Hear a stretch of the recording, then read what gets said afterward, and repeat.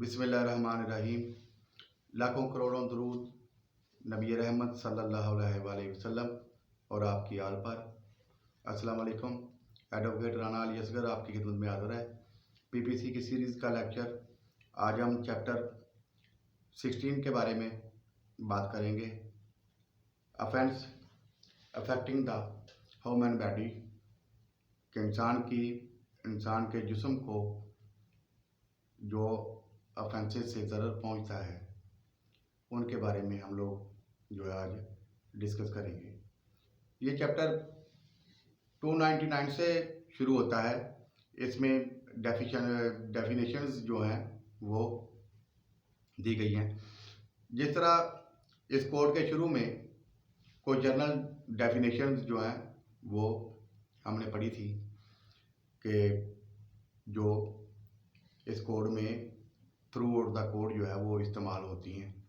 इस तरह इस चैप्टर में स्पेशली जो है कुछ ऐसे वर्ड्स हैं, ऐसी चीज़ें हैं जिनको अंडरस्टैंड करना बहुत ज़रूरी है, क्योंकि ये बार बार जो है इस चैप्टर में इस्तेमाल होंगी।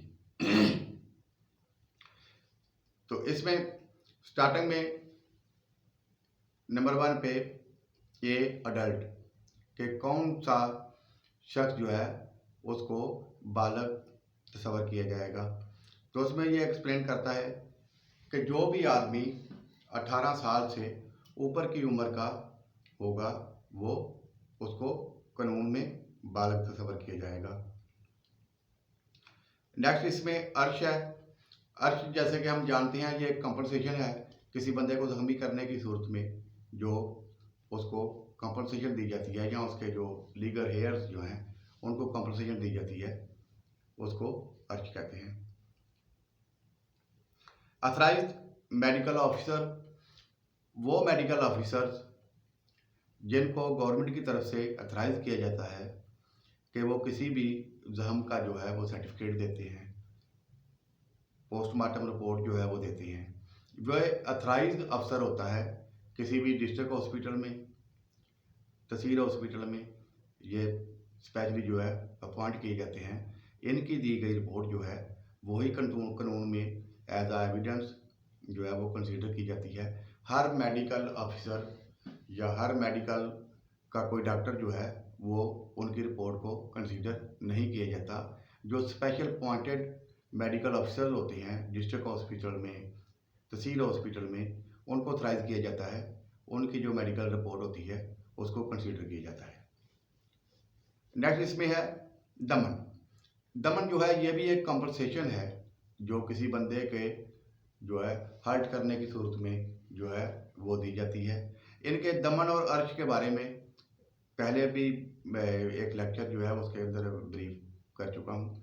तो नेक्स्ट भी इसका जो सेक्शंस आएंगे उसके अंदर फर्दर इसको जो है वो ब्रीफ करेंगे। अभी इसमें क्योंकि हम जो डेफिनेशंस हैं उसको अंडरस्टैंड कर रहे हैं तो सिंपली इनकी एक जो है ओवरव्यू वो मैं आपको दे रहा हूँ। नेक्स्ट है दियत। दियत जो है ये भी एक कंपनसेशन है। जब मर्डर की सूरत में, कत्ले आमद की सूरत में कसास का हक जो है वो नहीं लिया जाता या कसास के ज़ुमरे में जो मर्डर है वो फॉल नहीं करता, उसमें एविडेंस की वजह से या कोई ऐसा मर्डर है जिसमें उसके लीगल हेयर्स जो हैं वो उसको माफ़ कर देते हैं, तो उस सूरत में जो कंपनसेशन दी जाती है वो दियत होती है। ये भी एक पनिशमेंट है जो इस कोड के अंदर इस्लामिक पनिशमेंट जो है उसको डिफाइन किया गया है। गवर्नमेंट से मीन यहाँ पे इस कोड में, इस सेक्शन में जो है, इस पर्टिकुलर चैप्टर में प्रोविंशियल गवर्नमेंट जो है, सूबाई गवर्नमेंट, उसको लिया जाएगा। इकराह ताम ये बहुत अहम चीज़ है कि इकराह ताम जो है ये क्या होता है। इकराह ताम उसको कहते हैं जब किसी बंदे को मजबूर किया जाए, कंपेल किया जाए, उसके लीगल हेयर्स को किडनैप करके, उनको जान से मारने की थ्रेट दे के, उनके साथ जो है फेले बद का मुर्तकब होने की थ्रेट दे के, या उनको जो है इमीडिएटली जनाब जबर का जो है वो थ्रेट दे के किसी बंदे को मजबूर किया जाए कि अगर तूने ये कत्ल ना किया तो तेरे लवाहिकीन जो हैं, ये तेरे ब्लड रिलेटिव्स जो हैं, उनको मौत के घाट उतार दिया जाएगा या उनके साथ इस किस्म के जो हैं वो फेल सरदर्द किए जाएंगे। तो इस सूरत में अगर कोई बंदा मर्डर करता है तो वो कराह ताम के ज़ुमरे में फ़ाल करता है और इसको कराह ताम कहते हैं। नेक्स्ट है इसका इकराह नाकस। इकराह नाकस क्या है? वो सूरतें जो इकराह ताम से हटके हैं। जैसे इकराह नाकस से हमें जो है वो पता चलता है कि इकराह नाकस यानी कि मजबूरी तो है, लेकिन वो इतनी कोई ज़्यादा मजबूरी नहीं है, मामूली मजबूरी है या थोड़ी मजबूरी है। किसी को जान की थ्रेट नहीं है, किसी की इज़्ज़त की थ्रेट नहीं है, तो किसी को ये जो है ये इकराह नाकस में आता है। हर वो ज़र्र, हर वो नुकसान जो किसी शख्स को पहुँचाया जाए मौत से हटके या उसके साथ जनाब जबर के छोटे जो ज़ुमरे में आता है उसको इकराह नाकस जो है वो कहते हैं। नेक्स्ट इसमें डिफाइन किया गया है माइनर, के छोटा बच्चा जो है, माइनर जो है वो किसको कंसिडर किया जाएगा। तो यहाँ पे इस चैप्टर के अंदर जो माइनर होगा, जो शख्स 18 साल की एज का नहीं है तो वो माइनर के जुमले में जो है वो फाल करेगा। कत्ल, जैसे कि हम सब समझते हैं, कत्ल मीन कि किसी आदमी को जो है वो जान से मार देना, उसको कत्ल कहते हैं। नेक्स्ट है इसमें कसास। कसास एक इस्लामी पनिशमेंट है जिसका जिक्र जो है कुरान पाक में भी है। शरीयत मुहम्मदिया सल्लल्लाहु अलैहि वसल्लम के तहत अगर किसी बंदे को कत्ल कर दिया जाए तो उसके लीगल हेयर्स जो होते हैं, उसके लवाहिकीन जो होते हैं, उसके जो वली होते हैं, उनको ये हक हासिल होता है कि वो अपने मुजरम से उस कत्ल का जो है वो कसास लें। कसास में जितना ज़रर किसी को पहुँचाया जाता है उतना ही उसका हूबहू सेम जगह पे बॉडी में अगर ज़ख्मी किया गया है तो जिस जगह पे जितनी सीवियर इंजरी मुजरम ने की थी उतनी ही इंजरी उसको दी जाती है। या अगर उसने जो है वो कत्ल कर दिया है तो उसको जो है वो उसके बदले कत्ल किया जाता है। जैसे कि हम जानते हैं खून का बदला खून और जान का बदला जान, आज़ाद के बदले आज़ाद और गुलाम के बदले गुलाम, ये चीज़ें जो हैं वो कसास के जुमरे में फाल करती हैं। नेक्स्ट इसमें जो है वर्ड जो इस्तेमाल किया गया है वो है तज़ीर। जैसे कि हम सब जानते हैं तज़ीर जो है, जब कोई जुर्म इस्लामी कवानीन के मुताबिक कसास, दियत, अर्श दमन की हद को नहीं पहुंचता लेकिन जुर्म तो हुआ है, तो उसको सज़ा जो है वो तज़ीरात पाकिस्तान, जिसको हम डिस्कस कर रहे हैं, पाकिस्तान पीनल कोड 1860, इसके तहत जो है वो तज़ीर के तहत उस बंदे को जो है वो पनिशमेंट दी जाती है। और जो पनिशमेंट्स इस्लाम से हट के तज़ीर के तहत दी जाती हैं उन सब को पीनल कोड के अंदर जो है वो डिफाइन किया गया है। नेक्स्ट है वली। वली से मुराद हर वो शख्स है जो अपने मकतूल का कसास लेने का हकदार हो। उसके अंदर उसकी औलाद, उसके भाई, उसका बाप जो मकतूल का है, ये सारे उसके खूनी रिश्तेदार जो हैं वो उसके अंदर फाल करते हैं। अगर किसी का कोई वली ना हो तो उसका वली गवर्नमेंट ऑफ पाकिस्तान जो है वो होती है, तो वली के on behalf of government Pakistan जो है वो एक्ट करेगी। आगे इसका जो चैप्टर है ये शुरू होता है सेक्शन 300 से। ये चैप्टर बहुत ही अहम है वकला हजरात के लिए भी, और जो क्योंकि हमारे माशरे में जितने मैक्सिमम क्राइम जो फाल करते हैं वो इस चैप्टर के अंदर जो हैं वो डिस्कस किए गए हैं, इसलिए इसको ब्रीफली जो है वो अंडरस्टैंड करना बहुत ज़रूरी है। इसका सेक्शन है सेक्शन 300 कत्ले अमद। कि कत्ले अमद जो है वो क्या होता है।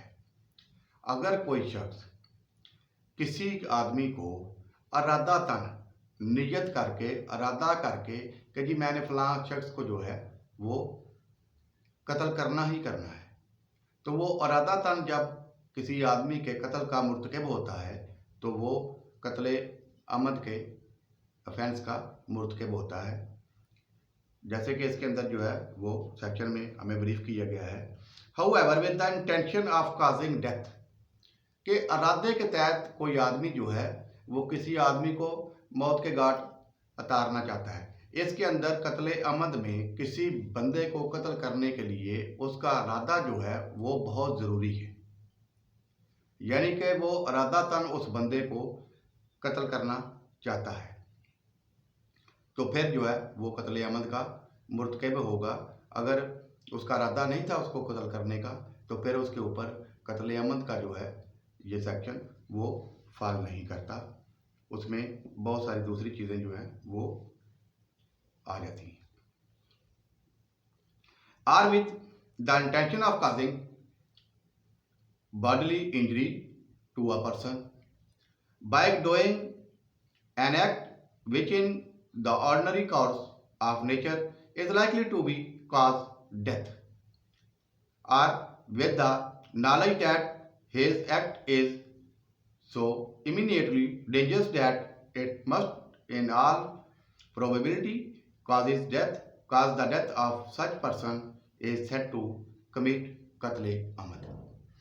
कि यानी कि कोई बंदा किसी को जो है ये जानते हुए कि जो मैं काम कर रहा हूँ, जो मैं इसको ज़रर पहुँचा रहा हूँ, इससे इस बंदे की मौत वाक़या हो जाएगी, या इस बंदे को जो मैंने ज़ख्म जो है वो लगाया है उससे इस बंदे की मौत वाक़या हो जाएगी और उसका इरादा भी उसको कत्ल करने का है, तो ऐसा फेल जो है वो कत्ले अमद के ज़ुमरे में वो है फाल करेगा।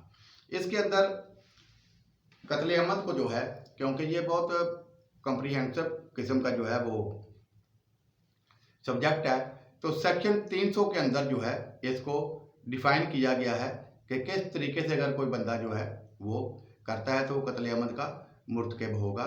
इसकी पनिशमेंट जो है आगे वो सेक्शन 302 जिसको 302 कहते हैं उसके अंदर जो है वो बयान की गई है।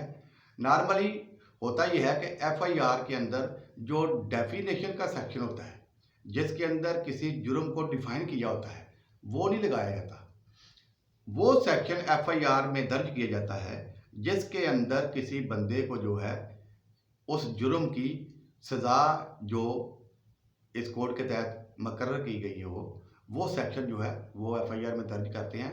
तो मर्डर के सूरत में जो है वो अक्सर 302 का सेक्शन जो है वो लगाया जाता है।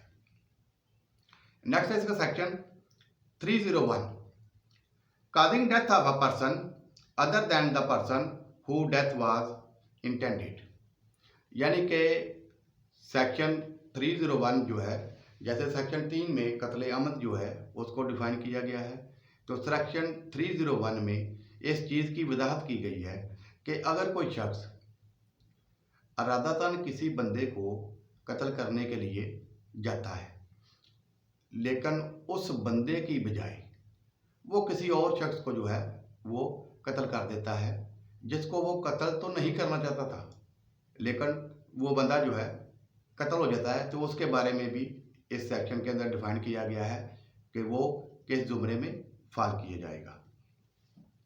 Where a person by doing any which he intends or knows to be likely to cause death, causing death of any person whose death he neither intended nor knows himself to be likely to cause, such an act committed by the offender shall be liable to कत्ले अमद।